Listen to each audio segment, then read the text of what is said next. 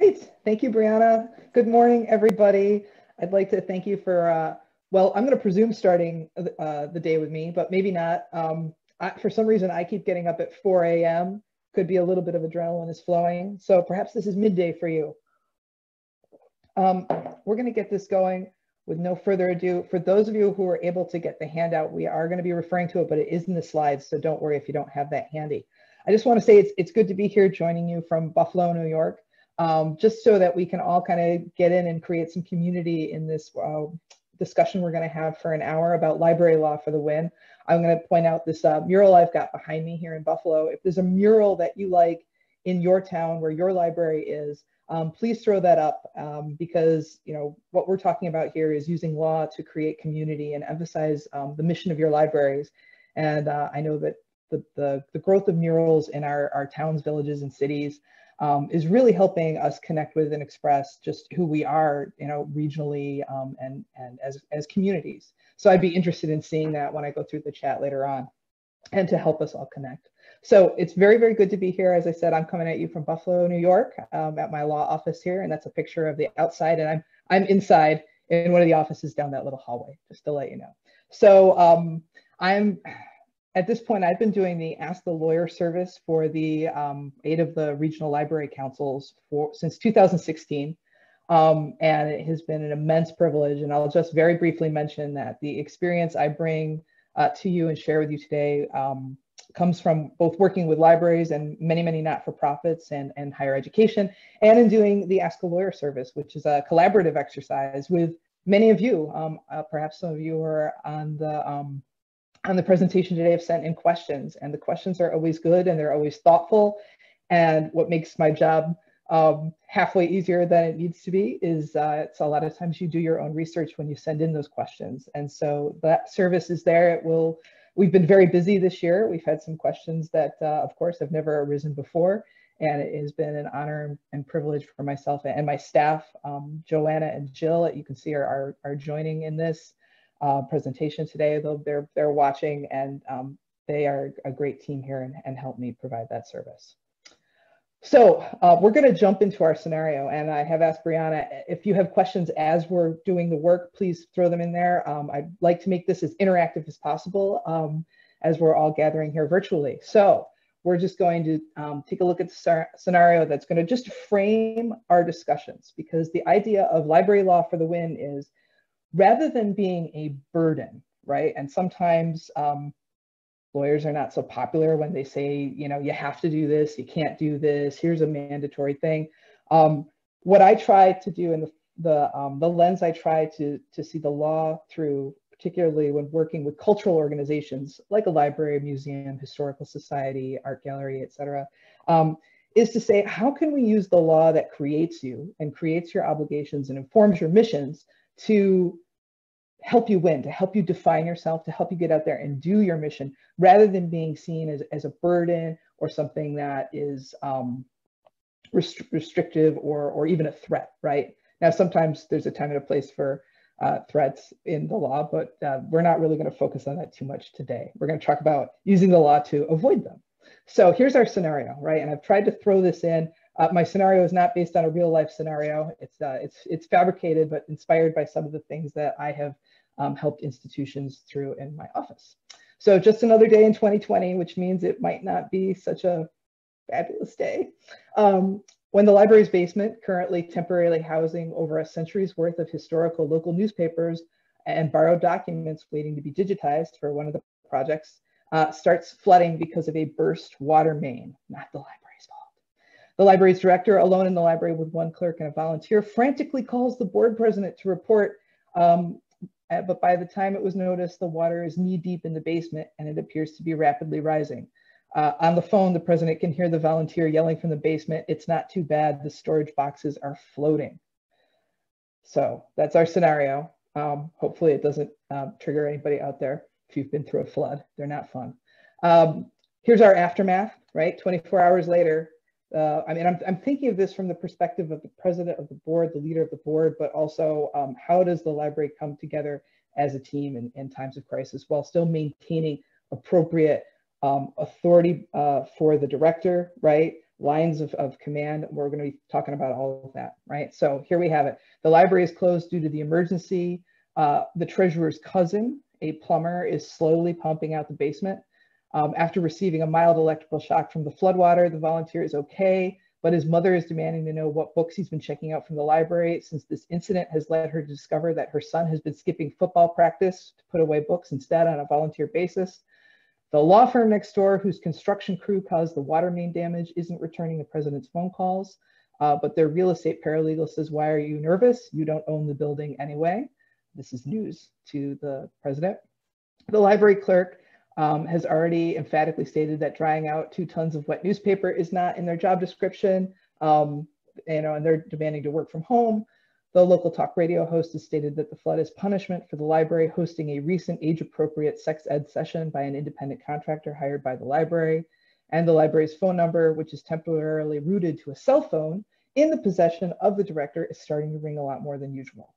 And so now the board is calling an emergency Zoom meeting, the director's there, and everybody's gathering together to deal with this. And this issue is, we're not really going to walk through this response necessarily, but now we're going to walk it back and talk about how library law and using the law has you ready for this type of really, really bad day.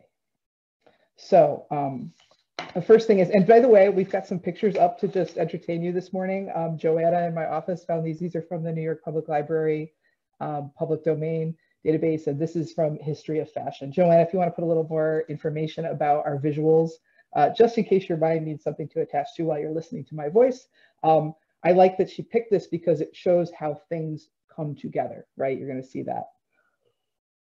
So the first thing, and if you take a look at your handout, and if you don't have that in front of you, when you get the handout for the session, what I've done in assembling this, what is it, 6-page document is give the blueprint for how to assemble these legal documents for the win, to make sure that when you get hit with a scenario like this, you're in it to win it, right?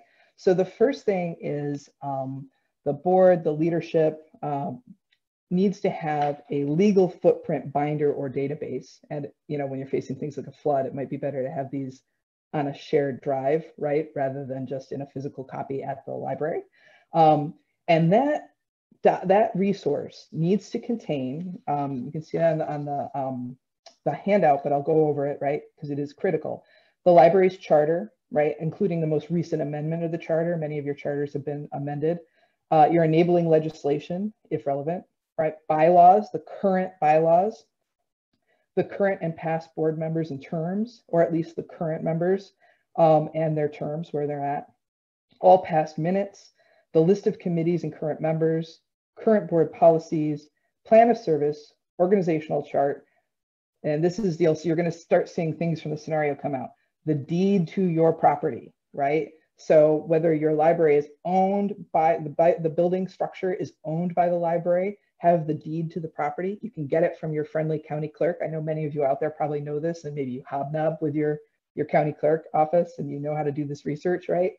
So the deed to the library, or if your library is in a space that's not owned by your library, whether maybe it's owned by the municipality that sponsors you, or perhaps you're even there on a lease, right? Have a copy of the lease handy. And you can see why when it comes to these property damage, property issue type response situations, some of which liability can spiral out of these things, knowing who owns the library, how is the library owned, or if you're a tenant, how are you there? These become critical questions within moments when you have a scenario like the one that we just went through. So really, really important. If possible, a survey of the property. I have worked with many organizations that found out that once they had to survey their property for whatever reason, they thought they owned more. Or I've worked with a few organizations that found out that they owned additional property that they had no idea about, right? So having a survey done by a licensed surveyor to know where that is.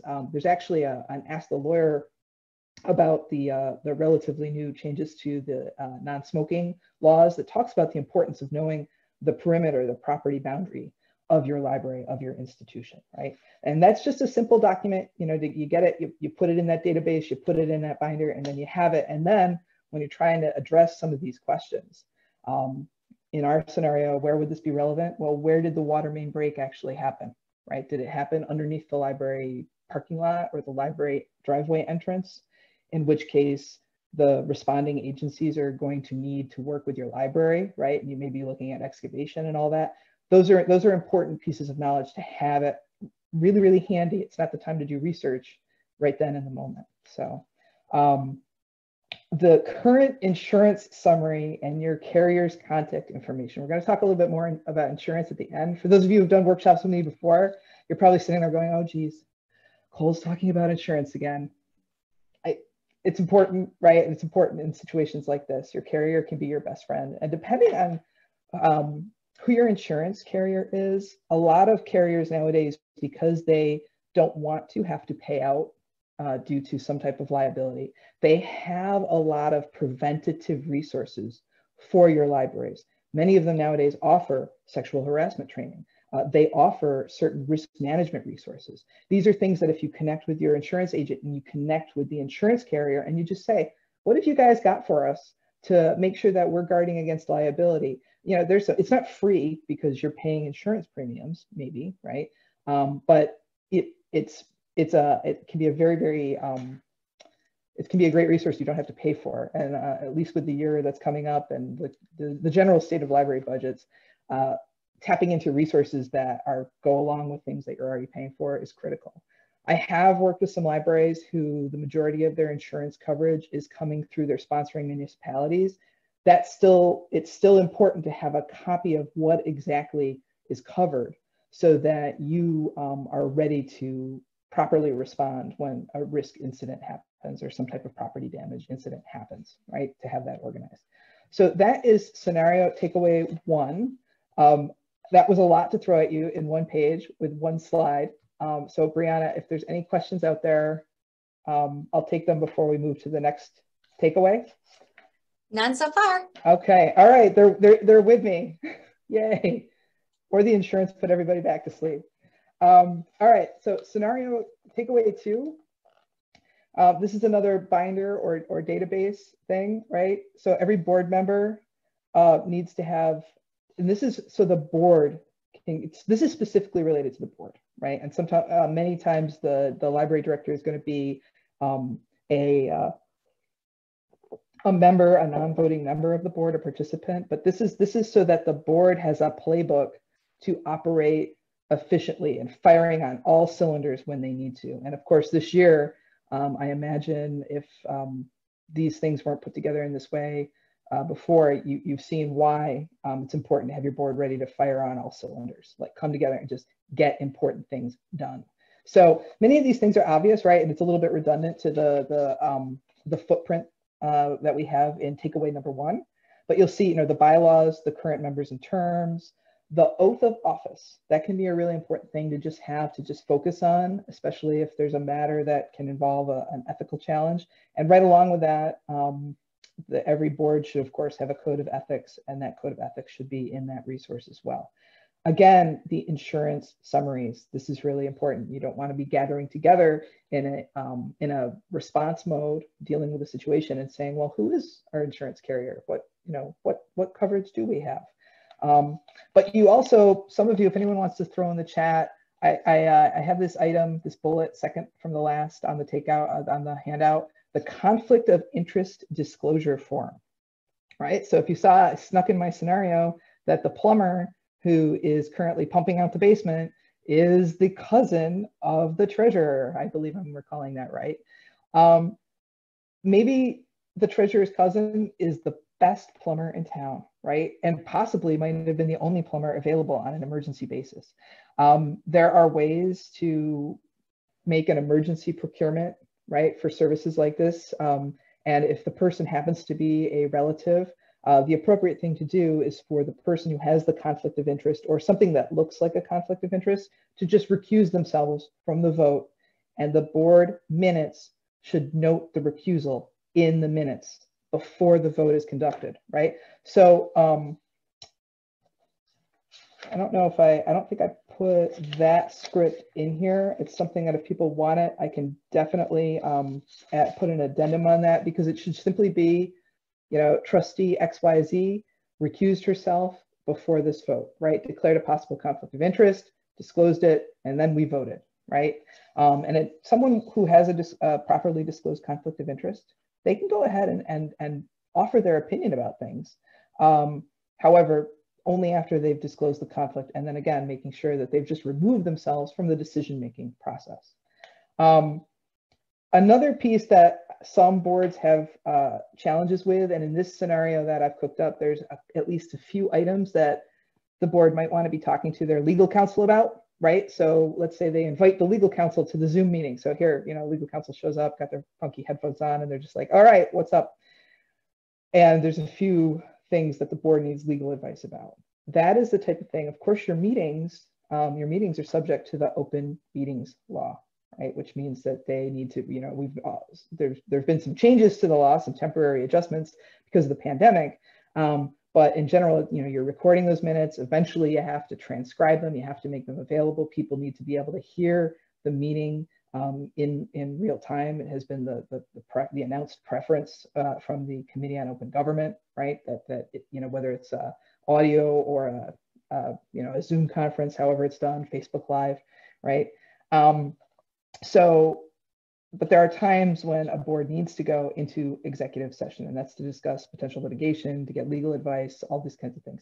So I've put a script in this that should be part of the board book, right? This is, again, how you use the library law for the win, or in this case, just the law, to resolve to move into executive session, which means your board is stopping any live broadcast, or they would have asked the members of the public to clear the room, right? They can, you note it in the minutes. You go ahead, you don't take a vote on the expenditure of any public monies while you're conducting the executive session. You don't include those in the published notes, right, of the published minutes of your meeting. And then you vote to go back out of executive session and you bring everybody back. So I've got some language in here for that because the types of, if your library has to spend a lot of money or what happens becomes controversial, obviously, that's when people are really going to start looking at all of your library's actions with a fine-tooth comb. And that includes going through your minutes and making sure that when you went into executive session, you did it according to the law and all of that. So this is a little guide to make sure that in moments of stress, when maybe compliance with the open meetings law isn't like #1 priority, maybe getting the water out of the basement is #1 priority, it's easy for people to follow the law and do the right thing and then move into solutions mode. All right, I'm going to go to our next one. Cole, we do have a question if you don't mind. Absolutely. So we have a question from, let's see, Stephen saying, we provide most of this information on a trustee portal rather than in print. Do you see any issues with this? No, the only issue I see is a very good issue because just as discussed, the physical copies might not be available. Also, I have found, somebody in a fit of zeal will put together a fantastic board binder, right? And it was a fantastic board binder in 2017, and then no one updates it. And I've actually been at board meetings where I was the person, whether serving as parliamentarian or secretary, where I say, okay, everybody, you've got your board book I'm handing out, right? I hand out the physical copies for them to, for us to collaborate and them to update their board book themselves. And people don't do it, right? Because they're there to get business done, and they're just, not everybody is a obsessive attorney or librarian or archivist who feels the need to have all the papers organized, right? So to get back to Stephen's point, yes, I think a portal is great because obviously a portal is also easier for you to update, right? For a one-point update. I do think obviously you want to have the appropriate security measures on it, especially if it's also being used to house confidential things. So things that the board might go into executive session about, sensitive personnel matters, legal memos, all of those kinds of things. But I think that's a great idea. And anything that can minimize board members sending back tons of reply alls with different content, right? We all know what a mess that can turn into. And we all know that we're all one click away from accidentally forwarding all that email to, just the wrong person by mistake, right? So yes, portal, great idea. Highly endorse it. You can record that and play it back to whoever needs to hear. Of course, everyone would be on board for that. All right, we'll go to the next one. So, and this plays back into the conflict of interest point I was making, which is just board members. So your library boards, now I have a rule in library law, which is to never say never. But the vast majority, if not all, of the association, public libraries, special district libraries, et cetera, are not-for-profit education corporations under the law of the state of New York, right? And they are governed by both the education law and the not-for-profit corporation law. The not-for-profit corporation law requires that trustees sign the conflict of interest statement. And actually, they have to do it before they become trustees and then on a routine basis, right? So I have heard of situations where maybe trustees have a genuine, or would-be potential trustees have a genuine concern about what a conflict of interest statement asks them to do and what the disclosures ask them to do, because there is the relinquishment of some privacy. And some thoughtful people might even think, wow, is it even philosophically possible for me to put, the library's interests ahead of my own, right? Interesting ethical question. However, by law, trustees need to sign the document before they take the oath and before they become accepted as a trustee, right? So that they have committed to that before they enter the state of trusteehood. And then they need to do that certification. And of course, having a way to disclose those conflicts of interest or potential conflicts as they arise, which is simply noting it on the minutes, right? I'm noting that my cousin operates this plumbing company and I am specifically recusing myself from any vote. I will say my cousin is a great guy, right? You can put that in. Maybe you wouldn't want to, but you could. So, all right, so that is very important. And that is, again, the kind of thing that goes under scrutiny when worst case scenario happens and library matters end up getting either litigated or being evaluated by the education commissioner, et cetera, et cetera. All right, takeaway 4. So every board should know which board committee is designated with addressing claims related to civil rights complaints. Now, and that's got a couple examples, right? Sexual harassment, discrimination, retaliation. We're not going to do a sexual harassment training. I'm sure you've all been through that this year because it's the law. So hopefully you have been. We're not going to get into that, but and there's some sensitivities to this because this is another area where the responsibility of the board as the fiduciaries who are responsible for the overall well-being of the institution and the autonomy and responsibility of the library director is put to the test. This is when a board and the employees get this right, it's a beautiful thing because the board understands they have to maintain a policy, they have to make sure everybody gets trained, they have to set the tone for the legal compliance, right? And they have to be ready to address situations when it's appropriate, but the library director has to be supported, like as in all other policy matters, right, with the actual day-to-day management and effect of managing the employees and managing the environment in the library, right? So this is key, and it helps if library boards and the employees get trained together on this type of thing. Why is this important? Because in most libraries, not so huge, right? And so let's say you have a library with a staff of even up to 20 people. If there's a harassment, a discrimination, retaliation type of scenario potentially unfolding, the library director might not be the person who is best situated to do the investigation of that matter, especially if it's alleged that the library director witnessed some of the problematic behavior and maybe supposedly didn't take the appropriate steps to stop it, right? That is when a board needs to be ready to act, and they need to be ready to simultaneously have the back of their director, support the staff, make sure they're operating and able to work in an environment that's free of illegal discrimination, and that they have the right place to the right setup to either investigate that as board members, which I generally advise against unless you have some highly experienced board members who really know what they're doing, or to bring in someone to do that work. And of course, it depends on the seriousness of the situation. But there should be clarity, right? A board should be able to sit down, or a director should be able to sit there and think, okay, if I got a complaint that one of my employees was harassing the other employee, and the complaint included an allegation that I, the director, didn't do anything, who would be handling that? For those of you who just heard that question, you were like, huh, I'm not sure.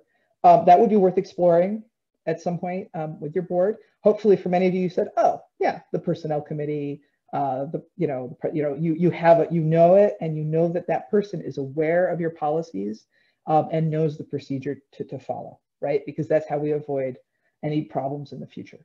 In my experience, the sooner an allegation of discrimination or harassment can get addressed, investigated, and dealt with promptly, right, rather than allowing a situation to percolate, the better. And that starts with having the leadership set the tone. We don't tolerate any illegal discrimination or any disrespect in this library. And then knowing who is responsible for really making sure that they're living up to that commitment, right? So this is takeaway 4. You can put a little star next to it. And there's some, I've done some writing on this on Ask the Lawyer. I realize that this can be a very tough topic for boards, for employees, for directors, for handling it with volunteers, all of that, because you have to talk about some sensitive subject matter. And yes, so takeaway 4. All right, we got takeaway 5. So in our scenario, you probably saw that we had the mom who is calling, right, about her son, the volunteer, who, mild electrical shock, he's fine, but she's discovered that he's working at the library, he's volunteering at the library. She didn't know that, and she has asked, well, what books is he taking out while he's there, right? And we won't speculate why she wants to know that. So I am highly confident that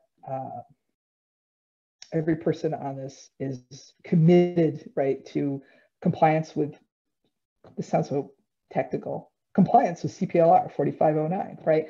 Compliance with CPLR 4509, section 4509 of the Civil Practice Law and Rules, which is the clause, and there's many similar clauses in different states, right? This is the one that assures that a person's library records are confidential unless they give express written permission or there is a duly executed court order or subpoena. That is critical. So unfortunately for this mom who's calling, unless the son is so young that he still has the type of library card that his parents were required to co-sign for, and that co-signing included an express permission for the parents or the guardian to have access to that record, then that request can't be fulfilled, right? I know that's probably like library 101 for most of you, but it's important that, as your leadership changes and grows, right, as you have new board members cycling on, that this is a big one that they're aware of as well. So. All right, takeaway, let's see, 6. Let me go to my next one here. So we had another thing in the scenario about job descriptions. Job descriptions they're always a big topic for me because thinking about how do we configure our staff, how do we draft job descriptions that are accurate, how do we deal with them for Americans with Disabilities Act compliance, all of that. That's always critical, right? That's a really important function of doing library law and helping libraries out.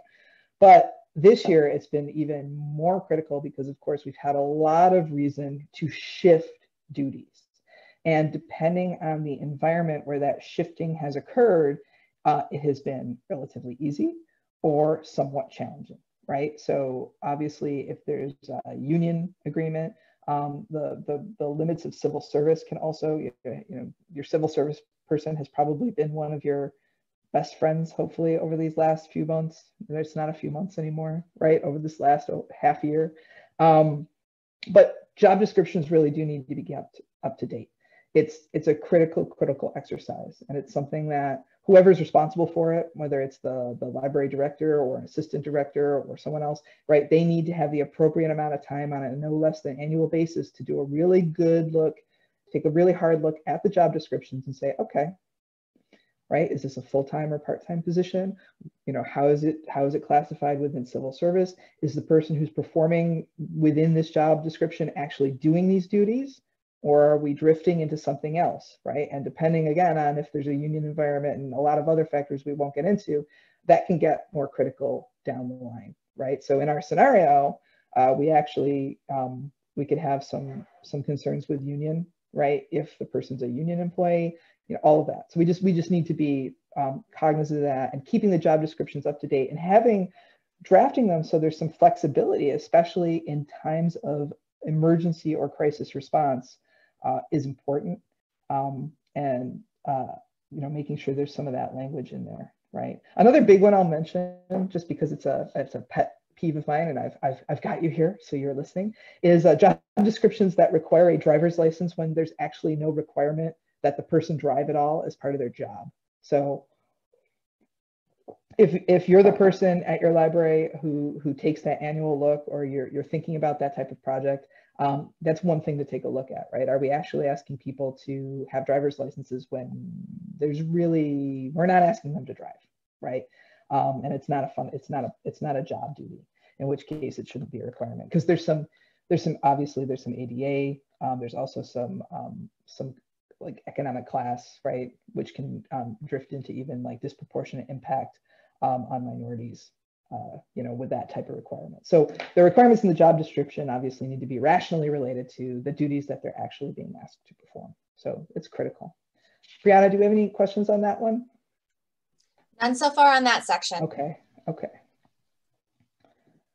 All right, so number 7. So in this scenario, the person who is coming in to pump out the basement is an independent contractor. I'm sure many of you use independent contractors at your library for a variety of things. The important takeaway here is independent contractors should only be used when the term truly fits the relationship with the contractor.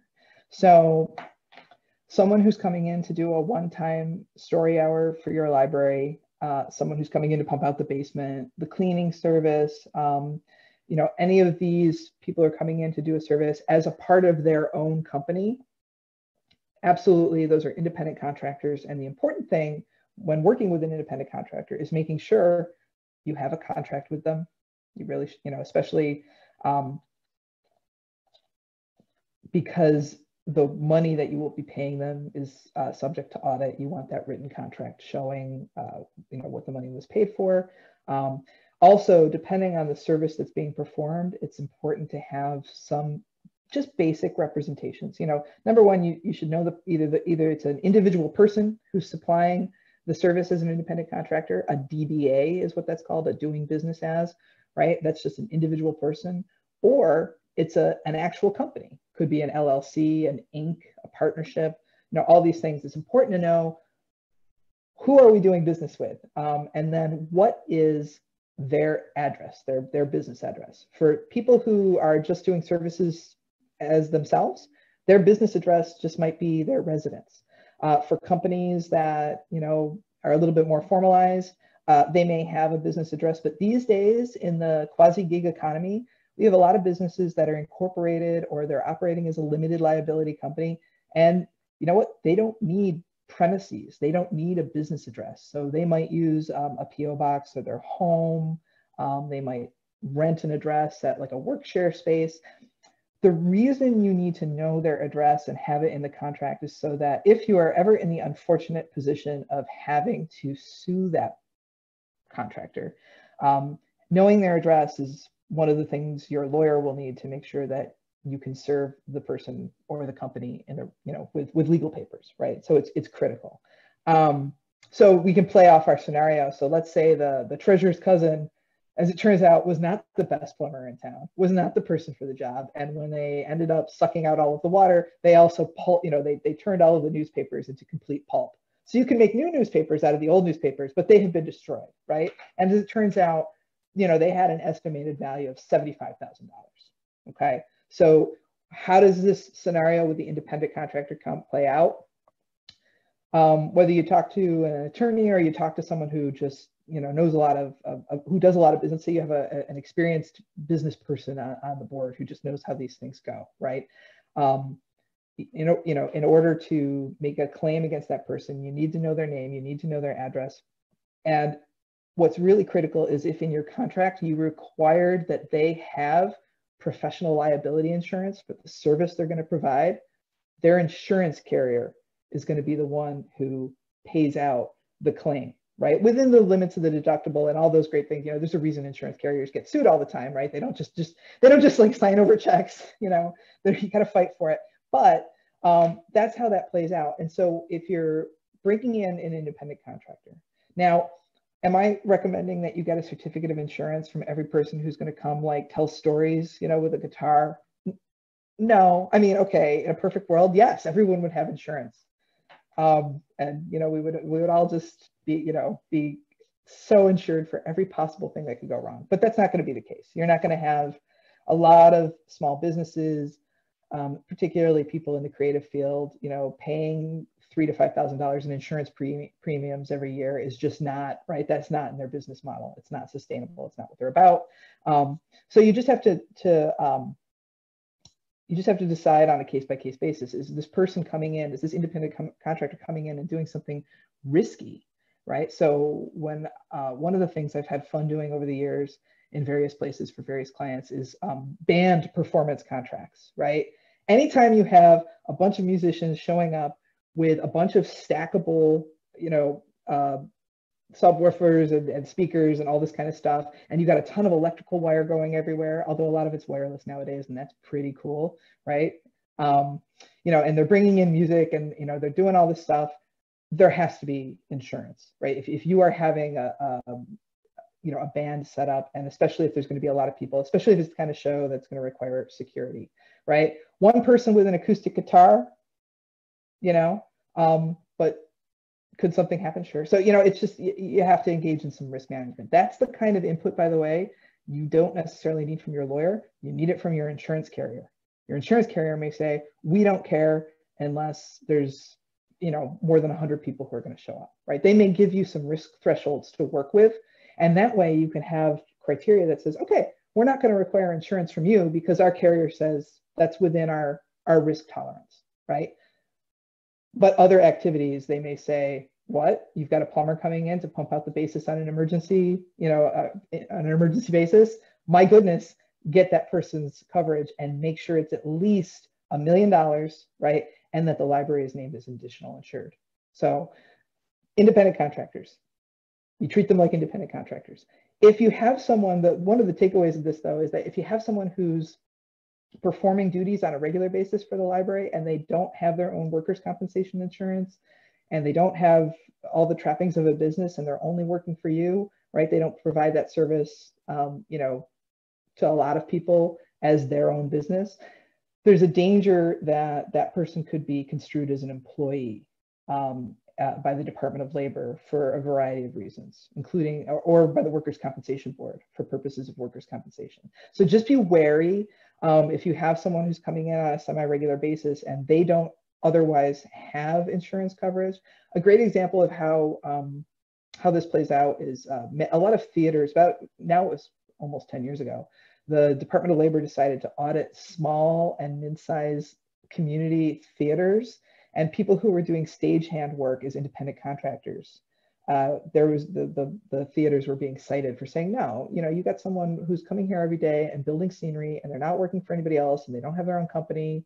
Those people are your employees. So it's just something to be mindful of as you're bringing in people to create the community in the library. And again, if you think about it at the front end, it gives you the win and you don't have to worry about any problem later. Cole, before you move on, we do have two questions that sort of go back to some of the points that you made previously. Mm-hmm. The first is a question, are they using driver licenses for identification purposes? If so, or if not, should the description allow for asking for another form of identification? Yes. See, this is what I mean about library questions. Like you get the thoughtful question, but you also get the possible thoughtful, and well-researched answer. Yes. So the employment process, bringing on an employee does require, some level of, sometimes you're going to be requiring a background check even, and that's going to require a reliable form of identification. And there's a number of them depending on the actual purpose. Some places, when they're hiring people to serve as a chief financial officer or a treasurer, they even do a credit check, right? Because some insurance, it always comes back to insurance for me. Some insurance carriers have identified that if a person has a certain, this is very painful, right? If a person has a certain debt to income ratio, right, and a couple other risk factors, they're at a higher risk factor for embezzlement, right? This is all based on actuarial, statistical kind of things.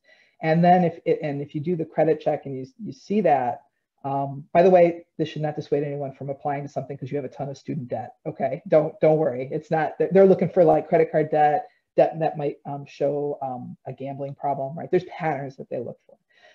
But anyway, ID might be required for certain things, and yes, right, there should be a variety of forms of ID. The DMV has a ranked list of the different kinds of ID that you can bring in to get your enhanced driver's license, for instance. So driver's licenses aren't the only good ID out there.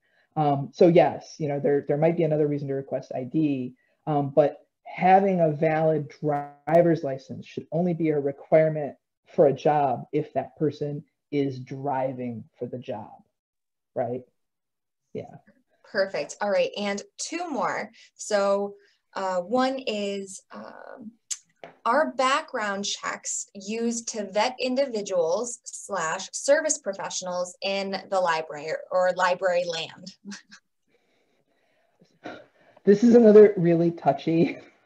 So there's actually, I was doing some research on something else the other day, and I saw that there is legislation. I think it's, it's floating around in committee in the New York State legislature that actually would provide background check services to not-for-profits at a much reduced rate or free, because the state of New York is realizing that while our not-for-profits are often serving intensely vulnerable populations, right? They don't have the resources to conduct background checks, often at $100 a pop, right? Depending on the depth of check that you want to do. And frankly, although sex offender checks, by the way, I'm sure many of you know this, are free because you can check the sex offender registry. And for those of you who don't feel like doing it yourselves, because that can be just a stressful thing, doing it yourself, many county sheriffs, I'm gonna try and get this right, and maybe we'll send this information out, will actually run those checks for you, right? You give them a name, and in fact, that's where you either give them the names and the driver's license or an alternate form of ID, and they will at least run they won't run a full criminal background check, but they will run the sex offender check for you, and they will give you a sheet of paper back, which is a great way. When I was working with a lot of summer camps that, of course, are run on shoestrings, that was a great service to say, okay, get all the potential, volunteers and employees. We're going to at least do this and have it in writing from a third party who is law enforcement, right, to show that we did our best. So there's a lot of ways. Like I said, I've done a lot of work on summer camp things when I was in-house counsel at Niagara University. They have a college of education, so I had to do a lot of work, involving like consideration of safety of children, consideration of safety of students. And there are many, many ways to set up protections when you are running a not-for-profit that's serving populations that could be vulnerable, right? You can make sure that there's a rule of staffing. Of course, in some places that's completely impossible, right? You're lucky to have one staff member who's keeping the lights on right now, right? On meeting those 35 hours a week requirements or whatever it is. So it can be tough, but there's different combinations. In a perfect world, I at least, this is not legal advice, but this is like, because the legal advice has to be check the backgrounds to the fullest extent possible using an actual paid for background check, right? And if you're going to be relying on the person for fiscal services, work with your insurance carrier to see if a credit check is wise as well. However, I will say this at this point, if you have someone, I know I'm talking to a bunch of people who know how to do research. Do research on people and be picky.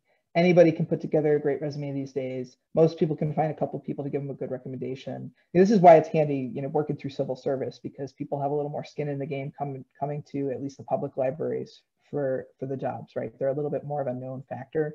For volunteers, same thing.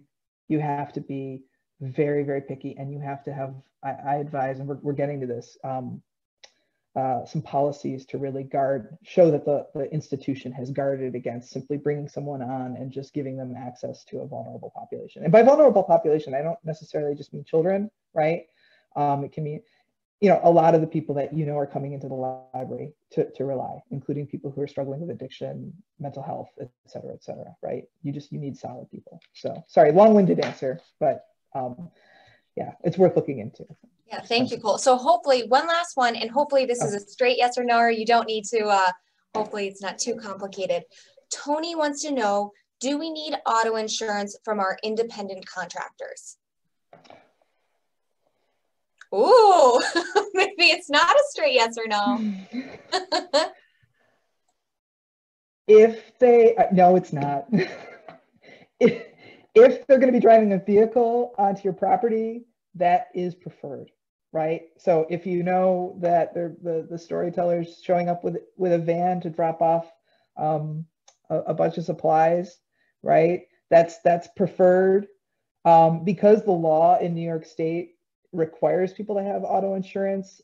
I sometimes, I see a lot of institutions say, okay, we're gonna assume that the car driving up is registered and insured the way it's required by law, right? If the company or person is performing actual delivery in any way, right? So the vehicle is related, absolutely. There, like, yes, Tony. Awesome. All right, I'll let you get back to it. All right, so let's see. So this just gets back, and I can skate over this now a little bit, right? Takeaway number 8. So if you do have volunteers, and I know there's a lot of libraries out there who, are depending on the volunteer services, have a volunteer policy that ensures the volunteers are properly vetted, covered by your insurance, right? So if a stack of books falls on them, is there coverage? And you want a letter that covers the scope. And on page 4 of the takeaway. Now, in a perfect world, your library's lawyer will write this letter, or your library's insurance carrier will review this letter, right? And I think I put a footnote or something like that on there. But this is a base template for a volunteer letter, because anytime someone is in your library performing a function that to the public, they might look like an employee, or they might look like a person of authority. You need to have a letter that at least confirms their name, their address, the terms under which they are serving as a volunteer. And critically, for compliance with New York State labor law, you need to be able to show that they are not, as a volunteer, supplanting the work of paid employees. I realize that might not be the reality for some libraries, but that is the law, and I have to say it. So this is a little template for confirming it.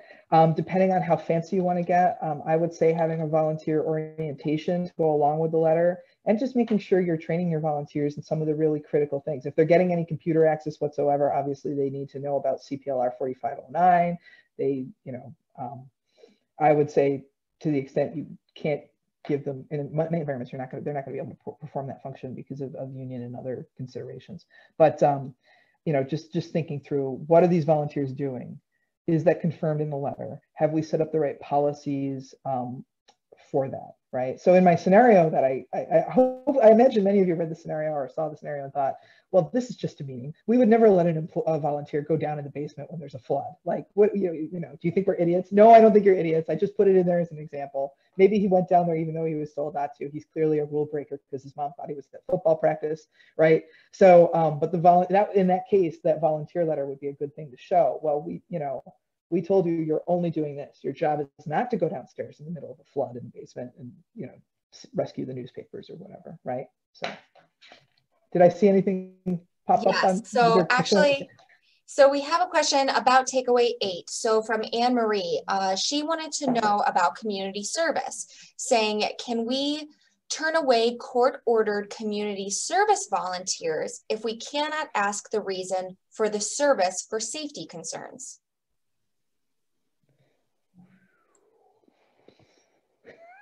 I'm going to give the short answer because I'm going to try to do that. Yes. but I will say just to be very careful about it, right? Because you don't want, so it's not an employment position, but you don't want the library to look like it is discriminating against people because they might have a criminal conviction. Or a lot of times court-ordered community service goes together. I every now and again I do criminal law because, you know, it's the kind of thing lawyers should do. So I keep up with it. And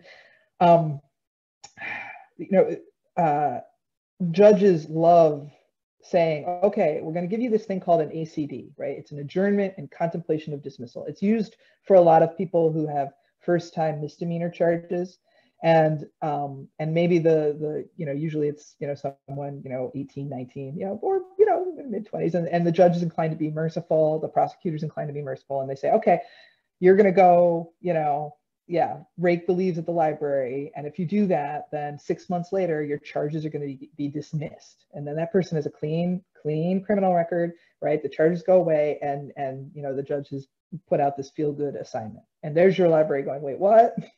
Right? So what I would say is, in those instances, it's appropriate to contact the prosecutor and say, right, so when the assignment happens, right, you say, well, who was the prosecuting attorney? Right, and you get the background on that. So yeah, and also, you know, that should be, that person, I need to think this through a little bit, but I would say that person should get a volunteer letter from you, right? That same thing that confirms, here's the terms, here's only what you're doing. It's going to go from this date to this date. That's it. You're not an employee. You will not be on the computer. You know, all that kind of stuff, right?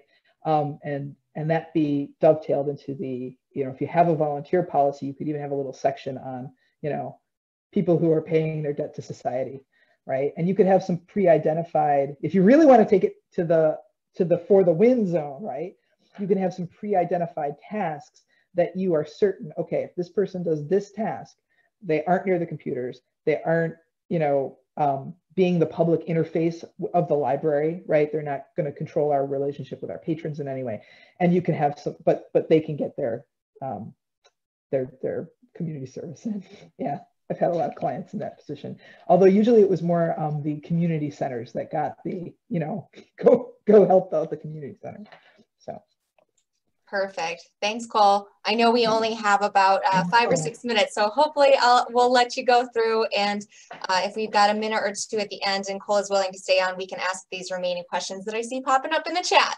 Oh, good. Okay, well, I'll be super quick on this one. This is you know, if you've heard me speak before, this is another thing I'm passionate about, because librarians and the people who are attracted to work at libraries are often just, you know, you got into the business because you want to be helpful, right? Often. And so many times when an angry phone call comes into a library, a lot of times the person, you know, the person taking the call can end up saying some things that could potentially disadvantage the library legally, and also they can be subjected to a lot of disrespect. So I won't go through it, but it's in the handout, right? And it's my script for, you know, and I advise that this be near the phone or near the place where these calls would come in, right? And it's basically the art of listening to the angry person, taking their contact information, and then scheduling a time to get back to them at least 24 hours later, right? Unless it's a hot button issue, like they're calling to yell at you because the back is on fire. Obviously, that's different. But if they're angry, oh, you disclosed my confidential library records, I never lost those books, you guys, you know, just hate me, you know, anything like that, right? You just take it down. You say, I hear this is important. I hear you're upset. When is a good time to get back in touch with you tomorrow, right? I'm gonna make sure we assess this. And that's it, right? No information out to the angry person, because angry people often, you're not going to be able to resolve anything on a meaningful one-to-one basis with them anyway. So that's just the script, and especially for your newer employees, I say train them in that. And then takeaway 10, just, you know, yawn. And I love this picture Joanna has picked, because I think sometimes that's how I am about the insurance. I'm just this lonely woman, just like, it's important, like. Insurance coverage is key. So with that, I'd be happy to take some questions.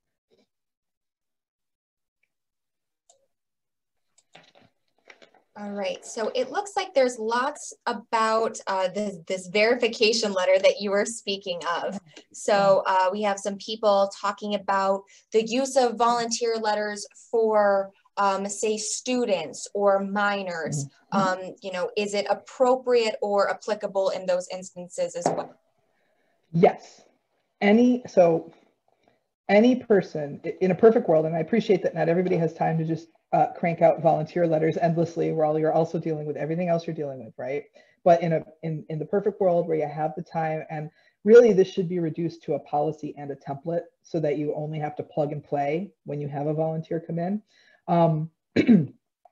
Everybody who is coming in to do work, that their reason for being in the library as anything other than a patron or a vendor, right, should be confirmed in writing. Now, for a class that's coming, for instance, to say paint the library windows for the holidays, right? Something that hopefully will happen again sometime in the future, potentially. You know, those beautiful little projects, that can be a letter with the school, right? It doesn't have to be with each student because the students aren't there in their individual capacities. They're coming in as a class. So you really only need to talk to the school about that.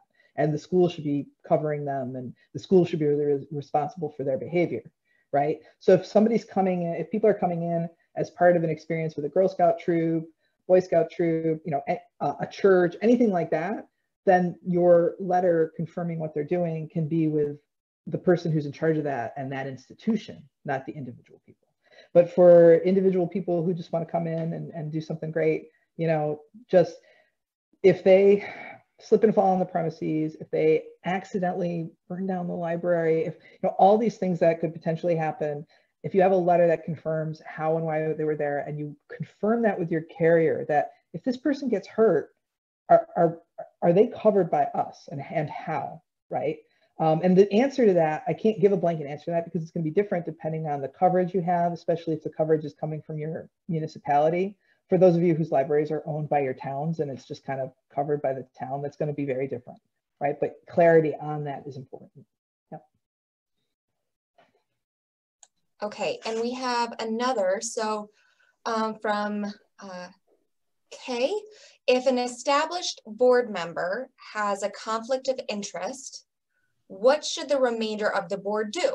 Specifically, the board member's company is doing business with the library and it's not a unique service. Oh. Well, this is one of those times when, you know, one or two of the board members, not enough to trigger the open meetings law, right? You know, asks to speak with the trustee and to say, you know, oh, look, you know, we did, you know, someone did this refresher course and saw this thing about conflict of interest, right? You can always blame a lawyer. You know, everybody loves to blame a lawyer, but you know, that's really other trustees should take the person and say, you know, we need you to recuse yourself from this going forward, right? We really need you to cure the appearance of any impropriety, because again, maybe it's not a unique service.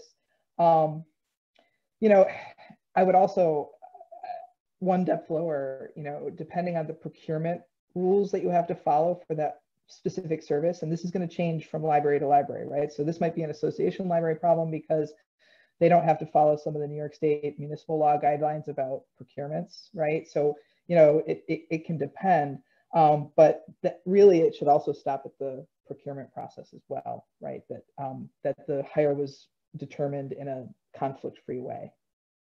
So, but yes, having a chat, that doing it discreetly, not doing it as a call out at a board meeting, it would be my recommendation. If the person's resistant after that, then you can bring in depending on the attorney that serves the organization to have the discussion. That's another way, or the town attorney, right? So. Perfect. And we are actually 2 minutes over, so I'm going to ask the final question that I see. And I know, Cole, I believe you've provided everybody with handouts and information, and I know you're easily accessible at all times. But just one final question from Marie. She wants to know everything that we just spoke about pertaining to volunteers. Does it apply to the Friends of the Library? Yes. There, I could talk about that a lot. Maria, I will say, I believe there's an Ask the Lawyer. If you go to the Ask the Lawyer site at your library council and type friends, I've written on this topic because it gets very delicate. Yep. Well, I'm so happy to give an emphatic answer on that. Oh, darn, I lied. There's one more because I want to know the answer. So I'm going to ask it. Okay. Thanks everyone for staying on for the extra 3 minutes. Okay, so we have a question. You mentioned open meetings law. So a lawyer once told this particular library that a meeting of 2 or more board members but not enough for a quorum is still an open meeting. Is that true? That is why I don't know if that was mentioned, if that was triggered by when I said, you know, not enough to trigger the open meetings law. I would have to go check the numbers, but yeah, you need to be very, very careful, right? Once you start getting board members, and the board committees, right? So if you have a committee of 3, oftentimes the committee meetings can be, but there's many permutations. If you go to the Committee on Open Government website, they have great advisory opinions. So you go to the Committee on Open Government, go to Open Meetings Law, and they actually have, if you go to libraries or numbers, right? They have a searchable database. Yeah. So I apologize, I don't have that at my fingertips. No, that's okay. Again, I know that, gosh, we could probably spend 2 hours with you, Cole, asking tons of questions, but it is almost 5 after, and I do know we have programs starting in a very short 20 minutes. So if there are some final things you'd like to share with us, Cole, before we all leave to go to the next program, the floor is yours to do so. I just want to say I am missing seeing all of you physically in Saratoga, but I'm excited because I think some people are able to join us who maybe because your library needs you right now and you couldn't leave town, or, you know, budget concerns, etc. You're here. And from what I see, the pressure is only going up on you amazing people, and you're continuing to dazzle. And so reach out to all the resources you can, you know, and on that, I want to thank the LTA and Palizzo and the library councils who allow me to do this work because it is a privilege. And I'm looking forward to learning from all of you some more as I pop in and out of different things. So thank you.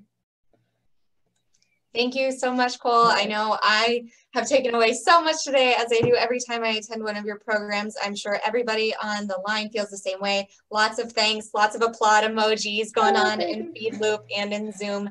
So thank you so very much for going through everything, answering all of our questions. We will certainly have you back. I'm sure we'll have just as many, if not more, questions then. So again, thank you, Cole. Thank you, everybody, for coming. And I hope you have a wonderful day. And I see you on another program later today. Right on. All right. Thanks. Bye-bye. Thanks, guys.